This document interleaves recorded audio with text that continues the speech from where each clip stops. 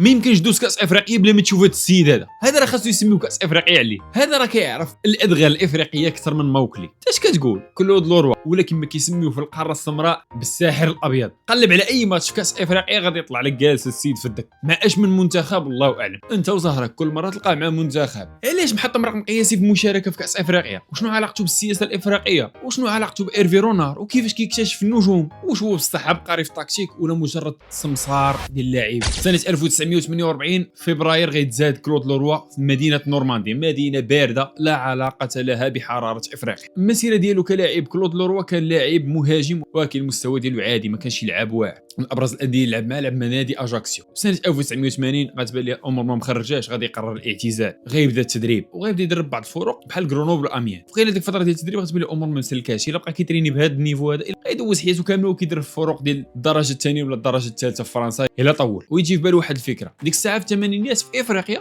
كنتي الا كان شعرك صفر وعينك زرقين وعندك باسبور فرنسي فراه اقوى من الشهاده ديال الدكتور. اون فوا كتجي كيرحبوا بك، داكشي اللي غيدير غيقطع الطياره وغيمشي للكاميرون كمدرب للاسود الغير مروده. وغيوصل عندهم سنه 1985 شاب عمر ديالو 37 سنه وبيض عينو زرقين وشعره صفر وكيدوي مزيان. وعكس المدربين الفرنسيين الاخرين اللي كانوا كيجلسوا في لي زوطيل واعرين كيتعاملوا بعلو مع المنتخبات الافريقيه وما كيعتبروهم شي حاجه ناقصه، يعني المدرب ما كيتخالطش مع الشعب. الا ان كلود لوروا كان السلاح ديالو الاول هو انه يتخلط مع الشعب الكاميروني، داز في السواق ديالهم، شطح معاهم، دار الطقوس ديالهم، كلا معاهم. وهذا التواضع ديالو المدروس خلاه ينجح في كاس افريقيا 1986 اللي شارك مع الكاميرون وكان وصيف، وصل حتى النهائي وخسر الفينال. تما بداو كيبانوا اللمسات ديال كلود لوروا. وسنه 1988 في الكان ديال المغرب كلود لوروا غيوصل حتى للفينال وغيلعب مع نيجيريا وغيربح ب1-0 وغيتوج كلود لوروا بكاس افريقيا 1988 من بعد 3 سنين ديالو من الوصول لافريقيا. وتما غيولي محبوب للجماهير وكلشي كيدوي على هذا المدرب الشاب اللي يقدر يدي مع الكاميرون كاس افريقيا. ولكن القصه الواعره اللي طرات ليه مع احسن لاعب افريقي كلود لوروا ملي كان مدرب ديال الكاميرون في 87 و 88 كان كيمشي يشوف الدوري الكاميروني وكيراقب هذوك المواهب اللي كاينين تما. واحد النهار كيتفرج في واحد الفريق سميتو تونيري ياوندي، غيبان ليه واحد الشاب كيطير ورقيقي ولاعب كبير، وما يسول عليه هاد السيد هذا شكون؟ قال له هاد الدري هذا راه من ليبيريا وسميتو جورج ويا. اكيد عرفتوه، بغى يسطي بدوك المهارات ديالو، غيشد التليفون وغيعيط لمن غيعيط لارسن فينغر. ارسن فينغر ديك الساعه كيدرب فريق موناكو. السلام عليكم. السلام، شوف جبت لك واحد الموهبه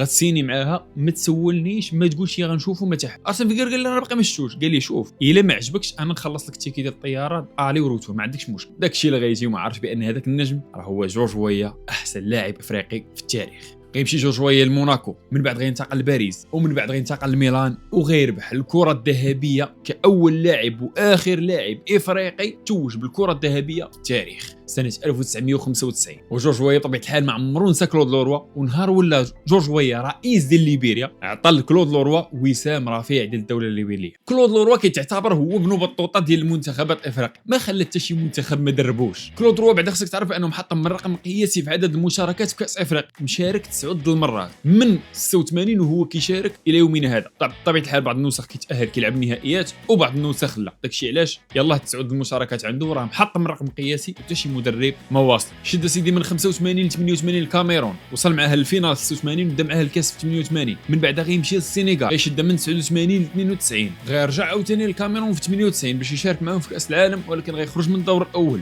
من بعد غيخرج من افريقيا، ولكن غيرجع لها في 2004 2006 مع الكونغو الديمقراطيه، ويوصل معاه في 2006 للربع النهائي. وفي 2006 2008 غيمشي لغانا. ديك الساعه كان اغلى مدرب كيتخلص في تاريخ غانا كامل هو كلود لوروا، وكانت غانا في 2008 منظمه الكاس الافريقيه عندها، وصل معها للمركز الثالث. اعتبروا الغانيين بانه فشل في هذيك الكاس لانه كانت منظمه عندهم وكانوا بغاو يديو. مني غيسالي مع غانا في 2008 غيبان ليه البلان غيقول اجي يمشي لاسيا، وقيله بان ليه باقي فيها الخبز. غيمشي لعند من عند عمان، غيشارك معاهم في كاس الخليج وغيدي معاهم كاس الخليج، وغيبقى معاهم حتى 2011 فين غيمشي لسوريا. غيلقى المشاكل الروينه، كان ديك الساعه نايضه عند العرب، غيقلب غيدور الرويض وغيشد الطياره ويرجع للقاره ديالو الحبيبه افريقيا، وغيرجع عاوتاني عند الكونغو الديمقراطيه وغيبقى معاهم من 2011 ل 2013. ما دار معاهم والو عاوتاني. اما الكونغو الديمقراطيه ما غيمشيش بعيد، غيقطع الحدود وغيدخل الكونغو برازافيل، دوله اخرى كونغو ديمقراطيه وكاين الكونغو برازافيل، وغيقدر يوصل معاهم كانجاز لهذيك الدوله في 2015 الربع النهائي ديال الكان. من الكونغو برازافيل غينقص غيمشي للطوغو، غيبقى مع الطوغو من 2016 ل 2021 وتما غيفشل في التاهل وغيقول الله يجعل شي بركه، غادي يعتزل اخويا التدريب ومن تما غيلتحق 2021 بالاتحاد الوطني ديال المدربين ديال كره القدم اللي كاين في فرنسا. وهنا كيكون حقق الاحصائيات المرعبه بتسعود المشاركات في كاس افريقيا كرقم قياسي تاريخي من بعد 36 عام افريقيا. تخيل معايا كلود لوروا كان معروف بانه كيامن بالخرافات، كثرت ما جلس في افريقيا ولا حتى هو كيامن بشي حاجه ما وراء الطبيعه، لدرجه ان كان عنده واحد التريكو ديال الصوف كيلبسو ديما واخا يكون الحراره في الكابون ولا في الطوغو ولا في جنوب افريقيا ولا في مكان كتلقاه لابسو. علاش كيامن بانه الا لبسو كيربح، وقال لك كان كيلبسو غير في المباريات المصيريه بعض الخطرات باش يربح فيهم، والموت ديال الصح كتلقى واحد التريكو لابسو كيلوح فوق منه واحد لافيسيل عقل. اما علاقته مع الشعوذه فراه كان داهيه وكان ذكي بزاف. لقى اللاعبين بانهم كيتحفزوا ملي كيجيبوا معاهم شي مشعوذ وكيبدا يدير لهم في هذوك الطلاميذ. اشنو قال عوض ما يبدا يقول لهم لا وتر ما خدامش خصنا نركزوا على داكشي، قال لهم امنوا بداكشي انا معاكم جيبوه. كيقول لهم بغيتوا مشعوذ يجي في الطاقم جيبوه، تا معالج نفسي كما كيسموه هما صافي كيجيبوه للفندق جيبوه للفيستير كيطرد لهم الارواح الشريره، كيقول لهم الروا ديروا داكشي اللي كيسلككم انا معاكم، وكيخدم ليه هادشي كاعداد ذهني لهذوك اللعاب. وكثرت ما جلس لوروا في افريقيا وتنقل ما بين المنتخبات ولا راجل دبلوماسي عنده علاقات مع رجال سياسيين كبار في افريقيا، وكيقول بانه يقدر يحل بعض المشاكل بتعييطه ديال التليفون معلم. لا شي لاعب ما تخلص ولا شي حاجه كيعيط للقصر الرئاسي ديال ديك الدوله السالين، اللاعب كيدوز ليه الامانه ديالو، عنده شي مشكل في اوروبا يقدر يحلوا ليه هو من افريقيا. وهذا الشيء علاش كانوا كيتعاقدوا مع بعض الاتحادات باش كيعاونهم باللعابه ديالهم اللي كاينين في افريقيا يحترفوا برا. اش كتقول اللي ما عارفينش بزاف الناس هو ان اغلبيه المدربين بحال كلود لوروا كيكونوا سماسره للعابه الافارقه، وهذه القضيه هذه راه دايرين بزاف ديال المغاربه حتى حد ما كيعرفهم كيمشيو لافريقيا وكيكتشفوا المواهب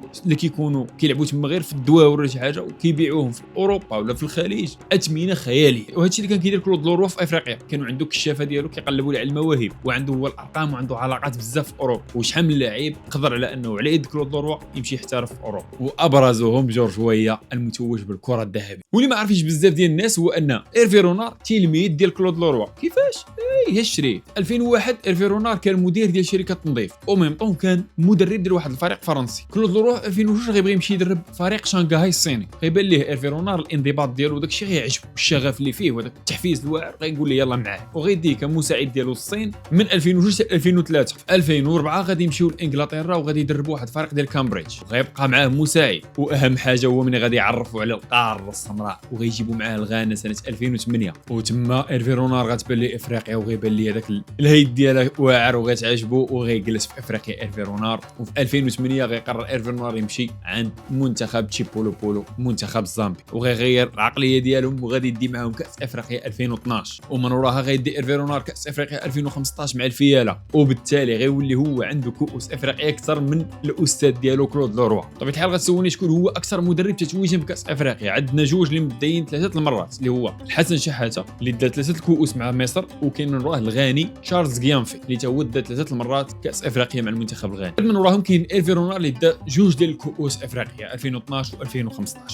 ولكن في السنين الاخيره ما بقاش القضيه ديال نجيبوا مدرب اجنبي، ضروري يكون مدرب من اوروبا باش يدرب من المنتخبات ديالنا. لاحظتوا ان المنتخبات الافريقيه ولات كتتوج بالمدرب المحلي. جبل من الماضي في 2019 غيدا مع الجزائر، اليو سيسي غيدا في 2021 مع منتخب بلادو السنغال، الركراكي غادي يوصل مع المنتخب المغربي ل 2022 لنصف نهائي كاس العالم، اميريس فاي غادي يدير مع المنتخب الكواري في سنه 2023. وهذا الشيء اللي خلى المنتخبات الافريقيه ولات كتعتمد على ولد البلاد، المدرب كيكون من البلاد. وحنا شفنا مع المنتخب المغربي شنو دار السكيتيوي ولا شنو دار وهبي ولا باها كمغاربه مع المنتخب ديال البلاد ديالهم، احسن ما داروا الاوروبيين اللي شحال وهما كيدربوا في المنتخبات المغربيه بجميع الفئات ديالها. هنا كنكون وصلنا لنهايه القصه ديال كلود لوروا اللي افتقدناه صراحه في كاس افريقيا. الراجل اللي كان كيفوج علينا دائما كنلقاوه جالس في الدكه في جميع النسخ ديال كاس افريقيا. الا عجبك الفيديو ما تنساش تبارطاج مع اصدقائك ديالك، تخلي كومونتير شنو هي اغرب حاجه جاتك على كلود لوروا ما كنتش كتعرفها، اشترك في القناه، فعل الجرس وزيد كاع.